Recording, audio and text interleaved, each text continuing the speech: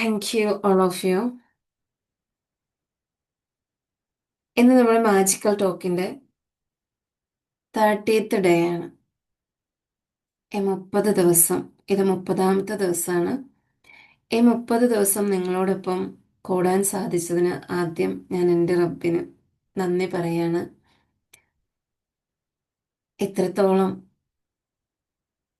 അറിവുകൾ, കുറഞ്ഞ അറിവുകളാണെങ്കിലും അത് വലുതാണെങ്കിലും അതൊരാൾ എങ്ങനെയാണോ അതിനെ അക്സെപ്റ്റ് ചെയ്യുന്നത് അതിനനുസരിച്ചാണ് അതിന് വലുപ്പവും ചെറുപ്പവും ഉണ്ടാകുന്നതെന്ന തിരിച്ചറിവോടുകൂടി തന്നെ ആദ്യമേ ഗ്രാറ്റിറ്റ്യൂഡ് പറഞ്ഞുകൊണ്ട് നമുക്ക് സ്റ്റാർട്ട് ചെയ്യാം. ഇത് മെഡിറ്റേഷൻ എത്രത്തോളം നിങ്ങൾക്ക് ഫീൽ ആയിട്ടുണ്ട് എന്ന ഒരു അവയർനെസ്സിലേക്ക് എത്തുക. അതോടൊപ്പം നമ്മൾക്ക് ആ ഒരു മെഡിറ്റേഷനിലൂടെ നമുക്ക് ഫൊർഗീവ്നെസ് ചെയ്യാൻ പറ്റുന്നതിനെ കുറിച്ച് പറഞ്ഞു തന്നിട്ടുണ്ടായിരുന്നു. ആ ഫൊർഗീവ്നെസ്സിലേക്ക് എത്തിപ്പെടുക, അതിലൂടെ നമ്മൾ ആ ഒരു അൺകണ്ടീഷണൽ ലവിനെ രുചിച്ചറിയുക എന്നുള്ളതാണ്. അപ്പം നിങ്ങളുടെ മുഖത്ത് വിരിയുന്ന പുഞ്ചിരി കാണാൻ ഞാൻ ആഗ്രഹിക്കുന്നുണ്ട്. പറ്റുന്നവരെല്ലാവരും വീഡിയോ മോഡിലേക്ക് വരിക എന്നുള്ളതാണ്. ഇന്ന് നിബന്ധനകളില്ലാത്ത സ്നേഹം എന്നതിനെ കുറിച്ചാണ് നമ്മളിവിടെ അറിയാൻ പോകുന്നത്. അതായത് നമ്മുടെ ജീവിതത്തിൽ ഏറ്റവും ശക്തമായത് എന്നാൽ ഏറ്റവും തെറ്റായി മനസ്സിലാക്കപ്പെട്ടിട്ടും ഉള്ള ഒരു വിഷയമാണ് അൺകണ്ടീഷണൽ ലവ്. അതില്ലാതെ നമ്മുടെ ജീവിതത്തിൽ നമുക്ക് മുൻപോട്ട് പോകാൻ സാധിക്കുകയില്ല. ഇവിടെ നമുക്ക് എല്ലാവർക്കും സ്നേഹം ലഭിക്കുന്നുണ്ട്. എല്ലാവരും പറയുന്നുണ്ട് ഞാൻ സ്നേഹിക്കുന്നുണ്ട്, ഞാൻ സ്നേഹമായിട്ടാണ് പെരുമാറുന്നത്.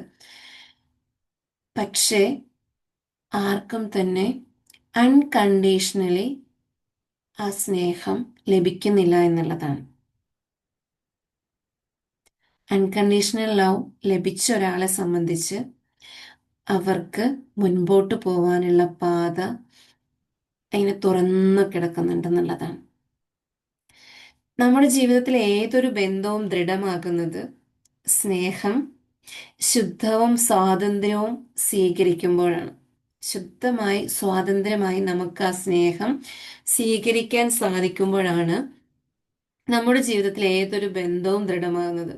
നമുക്ക് ശ്രദ്ധിച്ചാൽ മനസ്സിലാവും, നമ്മുടെ പേരൻസിനോടുള്ളത്, നമ്മുടെ കുട്ടികളോടുള്ളത്, പാർട്ട്ണറിനോടുള്ളത്, ഇതൊക്കെയും നമുക്ക് മനസ്സിലാക്കാൻ പറ്റും. എങ്ങനെയുള്ളതായിരുന്നാൽ, അൺകണ്ടീഷണലി ആയിരുന്നാൽ നമുക്ക് നമ്മുടെ ജീവിതം ദൃഢമായിട്ട് മുൻപോട്ട് പോകാൻ സാധിക്കുമെന്നുള്ളതാണ്. ഇന്നത്തെ സെഷനിൽ നമുക്ക് മനസ്സിലാക്കാനുള്ളതും ഇത് തന്നെയാണ്. നമ്മൾ ഒരുപാട് കാര്യങ്ങൾ സെൽഫ് ലവിനെ കുറിച്ച് കേട്ടിട്ടുണ്ട്, അൺകണ്ടീഷണൽ ലവിനെ കുറിച്ചിട്ടുണ്ട്.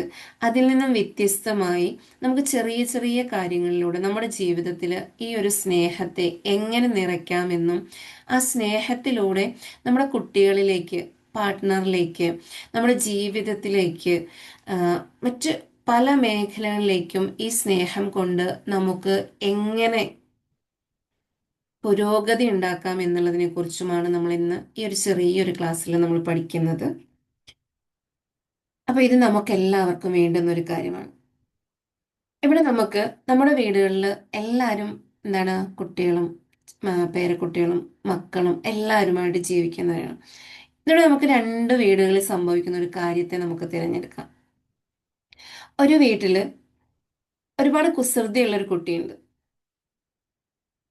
ആ കുട്ടി ഇങ്ങനെ എപ്പോഴും അമ്മ വഴക്ക് പറയുകയൊക്കെ ചെയ്യുമ്പോഴത്തേക്ക് ആ കുട്ടി അമ്മേനോട് ചോദിക്കുകയാണ്, അമ്മേ നിങ്ങൾ എന്നെ എപ്പോഴാണ് സ്നേഹിക്കുക എന്ന്. അപ്പൊ അമ്മ പറയുന്നുണ്ട്, നീ നല്ല കുട്ടിയാകുമ്പോൾ ഞാൻ നിന്നെ സ്നേഹിക്കുമെന്ന്. ഇതേപോലെ മറ്റൊരു വീട്ടില് കുട്ടി അമ്മേനോട് ചോദിക്കുന്നുണ്ട്, അമ്മേ അമ്മയ്ക്ക് എന്നോട് സ്നേഹമുണ്ടോ എന്ന്. ഈ കുസൃതിയും കാര്യങ്ങളും ഒക്കെ ചെയ്ത് കഴിയുമ്പോൾ അമ്മയോട് ചോദിക്കുകയാണ്, അമ്മയ്ക്ക് എന്നോട് സ്നേഹമുണ്ടോ എന്ന്. അപ്പൊ ആ അമ്മ പറയുന്നത്, നീ എന്തൊക്കെ ചെയ്താലും ഞാൻ നിന്നെ എപ്പോഴും സ്നേഹിക്കും. ഈ ഒരു രണ്ട് സെന്റൻസിൽ നിന്ന് നമുക്ക് എന്താണ് മനസ്സിലാക്കാൻ പറ്റുക? ഒരു കുട്ടി മനസ്സിലാക്കുന്നത് എന്തായിരിക്കും? പെർഫോമൻസ് ബേസ്ഡിലാണ് സ്നേഹം അത് പഠിക്കുന്നത്. അത് അത് നന്നായിട്ട് പെർഫോം ചെയ്താൽ എനിക്ക് സ്നേഹം കിട്ടും. അപ്പം ഞാൻ ഏതൊരു സമയത്തും പെർഫോം ചെയ്തുകൊണ്ടേയിരിക്കണം. ഇല്ലെങ്കിൽ ആ കുട്ടി അനുഭവിക്കുന്നത് സ്ട്രെസ്സാണല്ലേ.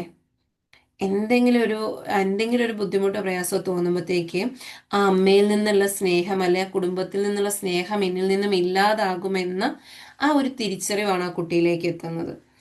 എന്നാൽ രണ്ടാമത്തെ ആ വീട്ടിലെ കുട്ടി എന്തായിരിക്കും തിരിച്ചറിയുന്നത്? അൺകണ്ടീഷണലി എൻ്റെ അമ്മ എന്നെ സ്നേഹിക്കുന്നുണ്ട്. എന്നിലൊരു ചെറിയ തെറ്റ് വന്നാലും അമ്മ എനിക്ക് മനസ്സിലാക്കി തരുന്നുണ്ട്, മനസ്സിലാക്കി തന്ന് എന്നെ സ്നേഹിക്കുമെന്നാണ് പഠിക്കുന്നത്. അപ്പം ഈ രണ്ട് കുട്ടികളിലും എങ്ങനായിരിക്കും അവരുടെ ജീവിതം അഫക്റ്റ് ആവുന്നതെന്ന് ചിന്തിച്ചു നോക്കുക. നമ്മൾ നമ്മുടെ വീട്ടിലും ഇതേപോലെ കുട്ടികളോട് പറയുകയും ചെയ്യുകയും ചെയ്യുന്നുണ്ട്. അപ്പോൾ ഇതിനെ ഒന്ന് റിയലൈസ് ചെയ്യുക. ഏത് കുട്ടിയാണ് പേടിയില്ലാണ്ട് ജീവിച്ചു വരിക? മീൻസ് പേടിയില്ലാതെ എന്ന് പറഞ്ഞാൽ സ്നേഹത്തോട് ജീവിച്ചു വരിക എന്നുള്ളത്. ഏത് കുട്ടിയാണ് ഇമോഷണൽ സ്ട്രോങ് ആയിട്ട് മുൻപോട്ട് വരാൻ സാധിക്കുക എന്നുള്ളത്. ഏത് കുട്ടിക്കാണോ അൺകണ്ടീഷണൽ ലവ് കിട്ടുന്നത് ആ കുട്ടിയായിരിക്കും ആ ജീവിതത്തിൽ മുൻപോട്ട് വെച്ചടി മുൻപോട്ട് വരികയും ആ സ്നേഹത്തെ തിരിച്ചറിയുകയും ആ സ്നേഹം എക്സ്പ്ലോർ ചെയ്യുകയും ചെയ്യുന്നത്. അപ്പൊ ഇവിടെ നമ്മൾ പേരൻസ് ആയിട്ടുള്ള നമ്മളാണേലും അറിയണം നമ്മുടെ ഭാഗത്തുനിന്ന് അൺകണ്ടീഷണലി ആണോ നമ്മുടെ പേരൻസിനോട്, പാർട്ട്ണറിനോട്, കുട്ടികളോട് ചെയ്തിട്ടുള്ളത് എന്നൊന്ന് തിരിച്ചറിയുക. എന്തായിരിക്കും അൺകണ്ടീഷണൽ ലവ്? ഒരുപാട് നമ്മൾ കേട്ടിട്ടുണ്ടല്ലോ അൺകണ്ടീഷണൽ ലവ്. എന്തായിരിക്കാം? അൺകണ്ടീഷണൽ ലവിൽ അക്സെപ്റ്റൻസും ഫ്രീഡവും പ്രസൻസും ഉണ്ടാവണം. അക്സെപ്റ്റൻസും ഫ്രീഡവും പ്രസൻസും ഉണ്ടാവണം എന്നുള്ളതാണ്. ഇതിൽ നമുക്കൊരു 3 ക്വാളിറ്റി വേണം. ആ ക്വാളിറ്റിയിൽ ഒന്നാമത്തെ ക്വാളിറ്റി എന്താണെന്ന് ചോദിച്ചു കഴിഞ്ഞാൽ ജഡ്ജ്മെന്റ് ഇല്ലാത്ത സ്നേഹം എന്നുള്ളതാണ്.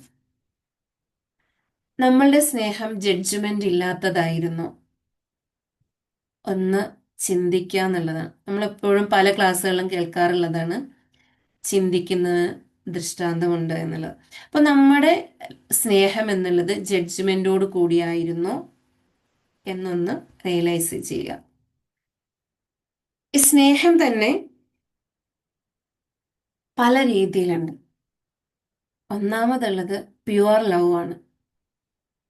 നമ്മൾ എപ്പോഴും കേട്ടിട്ടുള്ളത് സെൽഫ് ലവ്, അൺകണ്ടീഷണൽ ലവ്. ഇതിന്റെ തരംതിരിവിനെ കുറിച്ച് നമ്മൾ അറിയണില്ല. എന്താണ് വ്യത്യാസം എന്നുള്ളത് നമ്മൾ ശ്രദ്ധിക്കുന്നില്ല. ഒക്കെ എന്താണോ അതിനെ അങ്ങനെ തന്നെ മനസ്സിലാക്കി പോവുക ചെയ്യുന്നത്. പക്ഷെ ഇവിടെ പ്യുവർ ലവ് എന്ന് പറഞ്ഞാൽ കണക്കുകൂട്ടലുകളില്ലാത്ത, സ്വാർത്ഥതയില്ലാത്ത, പ്രതിഫലം പ്രതീക്ഷിക്കാത്ത സ്നേഹമാണ് പ്യുവർ ലവ് എന്ന് പറയുന്നത്. അതായത് ഇവിടെ ഒരു എക്സാമ്പിൾ പറഞ്ഞു കഴിഞ്ഞാൽ, ഞാൻ നിന്നെ സ്നേഹിക്കുന്നു കാരണം നീ എൻ്റെ ജീവിതത്തിൽ അത്രയും പ്രയോറിറ്റി ഉണ്ട്, നിനക്ക് എൻ്റെ ജീവിതത്തിൽ അത്രത്തോളം പ്രയോറിറ്റി ഉണ്ട് എന്ന് പറയുന്നതും, ഞാൻ നിന്നെ സ്നേഹിക്കുന്നു അതുകൊണ്ട് നീ എനിക്ക് ഇതുപോലെ ചെയ്യണം, അല്ലെ നീ ഇങ്ങനെ ചെയ്താലാണ് ഞാൻ നിന്നെ സ്നേഹിക്കുക, ഈ രണ്ട് കാര്യങ്ങൾ തമ്മിലുള്ള വ്യത്യാസം എന്താണ്? ഇത് ശരിക്കും പ്യുവർ ലവ് ആണ്? ഏതാണ് ശരിയായിട്ടുള്ളത്? അതായത് പ്യുവർ ലവ് എന്ന് പറഞ്ഞു കഴിഞ്ഞാൽ മാനിപ്പുലേഷൻ ഇല്ലാത്തത്, കണ്ടീഷൻ ഇല്ലാത്തത്, കമ്പയർ ചെയ്യാത്തത്, ഇമോഷണലി ക്ലിയർ ആൻഡ് ഹോണസ്റ്റ് ആയ സ്നേഹമായിരിക്കും. അപ്പോൾ നമ്മുടെ ഉള്ളിലുള്ള സ്നേഹം അത് പ്യുവർ ലവ് ആണോ? ശുദ്ധമായ സ്നേഹം ഒരു മനുഷ്യനെ സുരക്ഷിതമാക്കുമെന്നാണ്. അപ്പോൾ നമ്മൾ കൊടുക്കുന്ന സ്നേഹം പ്യുവർ ലവ് ആണോ എന്നൊന്ന് ശ്രദ്ധിക്കുക.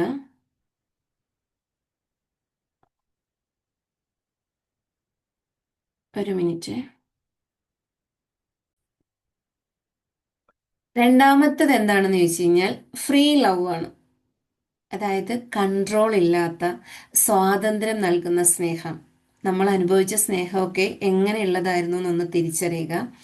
അതായത് നീ നിന്റെ സ്വപ്നങ്ങൾ പിന്തുടരൂ, ഞാൻ സപ്പോർട്ട് ചെയ്യാം. നമ്മുടെ കുടുംബത്തിലാണെങ്കിലും നിനക്ക് ആഗ്രഹിക്കുന്നത് അതെന്താണെങ്കിലും നീ അതിൽ ചെയ്തുകൊള്ളൂ, ഞാൻ എൻ്റെ സപ്പോർട്ട് തരാമെന്ന് പറയുന്നതും, നീ ഇത് ചെയ്യണം, എന്നാലേ ഞാൻ നിന്നെ സന്തോഷിപ്പിക്കൂ, അല്ലെ ഞാൻ പറയുന്ന രീതിയിൽ നീ ചെയ്താൽ മാത്രമേ നിനക്ക് ഞാൻ ആ കാര്യം ചെയ്തു തരൂ എന്ന് പറയുന്നതും തമ്മിലുള്ള വ്യത്യാസം അതൊന്ന് മനസ്സിലാക്കുക. അവിടെ ആ ഫ്രീ ലവിനെ നമുക്ക് അനുഭവിച്ചറിയണമെങ്കിൽ എന്തായിരിക്കണം? കൺട്രോൾ ഇല്ലാത്തതായിരിക്കണം, ഫോഴ്സ് ചെയ്യാത്തതായിരിക്കണം, ഫ്രീഡം ടു ബി ദംസെൽസ്. നമുക്കൊരു സ്വാതന്ത്ര്യം ഉണ്ടാവണം, ഗ്രോത്തിനെ സപ്പോർട്ട് ചെയ്യുന്ന ആളായിരിക്കണം. എന്നോട് ഭയങ്കര സ്നേഹമാണെന്ന് പറഞ്ഞിട്ടും എൻ്റെ വളർച്ചയെ സപ്പോർട്ട് ചെയ്യാത്ത സ്നേഹം ശരിക്കുള്ള സ്നേഹമായിരിക്കുമോ? അപ്പോൾ അതിനെക്കുറിച്ചൊന്ന് റിയലൈസ് ചെയ്യുക എന്നുള്ളതാണ്. അപ്പം ഇന്നത്തെ ക്ലാസ്സിൽ കുറേ കാര്യം നമ്മൾ ലവിനെ കുറിച്ച് അറിയുന്നത് കൊണ്ട് തന്നെ റിയലൈസേഷൻ മാത്രമാണ് ഉണ്ടാവുക. അപ്പോൾ ആ കാര്യങ്ങളൊന്ന് ചിന്തിക്കുക, ചിന്തിച്ചാൽ നമുക്ക് കിട്ടാത്തതായിട്ട് ഒന്നുമില്ല എന്നുള്ളതാണ്. അതായത് സ്വതന്ത്രമായ സ്നേഹം മനുഷ്യനെ വളരാൻ സഹായിക്കും എന്നുള്ളതാണ്. അപ്പൊ ആദ്യം പറഞ്ഞത് ശുദ്ധ സ്നേഹം ഒരു മനുഷ്യനെ സുരക്ഷിതമാക്കും, രണ്ടാമത്തത് സ്വതന്ത്രമായ സ്നേഹം മനുഷ്യനെ വളരാൻ സഹായിക്കും എന്നുള്ളതാണ്. മൂന്നാമത് വരുന്നത് അക്സെപ്റ്റിംഗ് ലവ് ആണ്. മറ്റുള്ളവരെ അവരെങ്ങനെയാണോ അങ്ങനെ തന്നെ അംഗീകരിക്കുക എന്നുള്ളതാണ്. നമുക്കതിന് സാധിക്കാറുണ്ടോ? നമ്മുടെ മക്കൾ എങ്ങനെയാണോ അങ്ങനെ തന്നെ നമ്മൾ അവരെ അംഗീകരിക്കലുണ്ടോ? അല്ലെ നമ്മുടെ ലൈഫ് പാർട്ട്ണർ അവർ എങ്ങനെയാണോ അങ്ങനെ തന്നെ നമ്മൾ അവരെ അംഗീകരിക്കാറുണ്ടോ? അപ്പൊ ഒന്ന് ചിന്തിച്ചു നോക്കുക. അതായത് നമ്മുടെ കുറവുകളെ കാണിച്ചു തന്നിട്ട് നിനക്ക് ഇങ്ങനത്തെ ലിമിറ്റേഷൻസ് ഒക്കെ ഉണ്ട്, എങ്കിലും ഞാൻ നിന്നെ അക്സെപ്റ്റ് ചെയ്യുന്നു, നിന്നെ സ്വീകരിക്കുന്നു എന്ന് പറയുന്നതും നീ പൂർണ്ണമായി നിന്നിലുള്ള ഈ കുറവുകളെ നീ പൂർണ്ണമായി മാറ്റിയാൽ മാത്രമേ ഞാൻ നിന്നെ അംഗീകരിക്കൂ എന്ന് പറയുന്നതും തമ്മിലുള്ള വ്യത്യാസം. ആ സ്നേഹം അക്സെപ്റ്റിംഗ് ലവ് ആണ്. അക്സെപ്റ്റിംഗ് ലവില് ജഡ്ജ്മെന്റ് ഇല്ലാതെ കേൾക്കുക എന്നുള്ളതുണ്ട്. അതായത് നമ്മൾ ഒരാൾ കേൾക്കുമ്പോൾ തന്നെ ഒരു ജഡ്ജ്മെന്റും ഇല്ലാതെ ആളെ അങ്ങനെ തന്നെ അറിഞ്ഞുകൊണ്ട് കേൾക്കുക എന്നുള്ളതാണ്. ക്രിറ്റിസൈസം ഒഴിവാക്കുക. എന്തായിരിക്കും ക്രിറ്റിസൈസം എന്ന് പറഞ്ഞാല്? ബ്ലെയിം ചെയ്യിപ്പിക്കുക, നിനക്കൂടെ കഴിയില്ല, അല്ലെ നിനക്ക് ഇങ്ങനത്തെ കഴിവൊന്നും ഇല്ല എന്ന് പറയുക, അല്ലെങ്കിൽ പല കുറവുകളെ എടുത്തെടുത്ത് പറയുക എന്നുള്ളതാണ്. അതേപോലെ തന്നെ അവരുടെ ഇമോഷനെ അല്ലെങ്കിൽ ഫീലിങ്ങിനെ എന്ത് ചെയ്യുക? വാലിഡേറ്റ് ചെയ്യുക എന്നുള്ളത്. അങ്ങനെയുള്ളപ്പം സ്വീകരിക്കുന്ന സ്നേഹം ബന്ധങ്ങളെ ദൃഢമാക്കും എന്നുള്ളതാണ്. ഈ മൂന്ന് സ്നേഹം നമ്മളിലേക്ക് ഒരുമിച്ച് വരുമ്പോഴാണ് അതൊരു അൺകണ്ടീഷണൽ ലവിലേക്ക് എത്തുക എന്നുള്ളത്. ഇങ്ങനെയൊക്കെ പറയുമ്പോഴും നാം ശ്രദ്ധിക്കേണ്ട കാര്യങ്ങളും നമ്മുടെ സ്നേഹത്തിൻ്റെ ഇതിലുണ്ട്. അക്സെപ്റ്റ് ചെയ്യുക, ഒരു പേഴ്സണെ നമ്മൾ അക്സെപ്റ്റ് ചെയ്യുക എന്നുള്ളതാണ്. അവരുടെ ബിഹേവിയറിനെയാണ് കറക്റ്റ് ചെയ്യുക, ആ ഒരു പേഴ്സണെ അല്ല, ആളിലുള്ള ബിഹേവിയറിനെ. നമ്മൾ സാധാരണ ഒരു പേഴ്സണെ കണ്ടു കഴിയുമ്പം അവൻ അങ്ങനെയാണ് എന്ന് ചിന്തിക്കുമ്പം അവനെയാണ് അങ്ങനെ ഫുള്ള് കാണുക. പക്ഷെ അവൻ എന്നുള്ളതൊരു വ്യക്തിയാണ്, അവനിലെ ബിഹേവിയർ ആണ് ശരിയാക്കേണ്ടതെന്ന് ചിന്തിക്കാതെ നമ്മൾ അവനെ തന്നെ അല്ലെങ്കിൽ അവളെ തന്നെ നമ്മൾ എന്ത് ചെയ്യാം? പൂർണ്ണമായിട്ടും നമ്മൾ ഇഗ്നോർ ചെയ്യാറുണ്ട്, അല്ലെ കുറ്റപ്പെടുത്താറുണ്ട് എന്നുള്ളതാണ്. അതേപോലെ തന്നെ റിലേഷൻഷിപ്പ് സെറ്റ് ചെയ്യാൻ വേണ്ടിയിട്ട് അല്ലെങ്കിൽ സേഫ് ആകാൻ വേണ്ടിയിട്ട് നമ്മൾ എന്താവണം? നമുക്ക് വേണ്ടുന്ന ബൗണ്ടറീസുകൾ നമ്മൾ നിർണ്ണയിക്കണം എന്നുള്ളതാണ്. അപ്പോൾ ഇവിടെ നമുക്ക് ട്രൂ ലവ് അല്ലെങ്കിൽ അൺകണ്ടീഷണൽ ലവ് എന്ന് പറഞ്ഞാൽ ശുദ്ധമായ സ്വതന്ത്രമായ സ്വീകരിക്കുന്ന സ്നേഹമാണ് എല്ലാ ബന്ധങ്ങൾക്കും ആശ്വാസത്തെ നൽകുന്നത് എന്നാണ്. ഇതുപോലെ നമ്മൾ നമ്മുടെ കുട്ടികളോട് പെരുമാറുന്നത് എങ്ങനെയാണെന്ന് ചിന്തിച്ചു നോക്കിയാൽ, അൺകണ്ടീഷണൽ ആണോ കണ്ടീഷണൽ ആണോ? നമ്മുടെ പിള്ളേരോട് നമ്മൾ എന്താ പറയാ? നീ ഫസ്റ്റ് റാങ്ക് മേടിച്ചാൽ ഞാൻ നിനക്ക്, അല്ലെ ഞാൻ നിന്നോട് ഇങ്ങനെയൊക്കെ ചെയ്യാം, അല്ലെങ്കിൽ ഞാൻ നിനക്ക് ഇങ്ങനെയൊക്കെ തരാമെന്ന് പറയും.